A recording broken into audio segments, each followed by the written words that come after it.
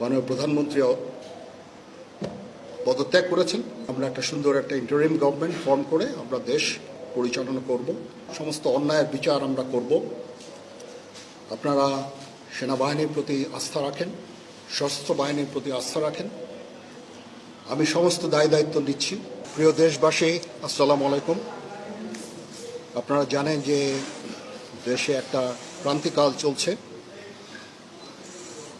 আমি সমস্ত রাজনৈতিক দলের নেতৃবৃন্দকে এখানে আমন্ত্রণ করেছিলাম, ওনারা এখানে এসেছেন।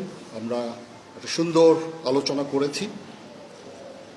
সেখানে আমরা সিদ্ধান্ত নিয়েছি যে একটা ইন্টারিম গভর্নমেন্ট আমরা ফর্ম করব এবং ইন্টারিম গভর্নমেন্টের মাধ্যমে এদেশের সমস্ত কার্যকলাপ চলবে। আমরা এখন মহামান্য রাষ্ট্রপতির কাছে যাব যে এই ইন্টারিম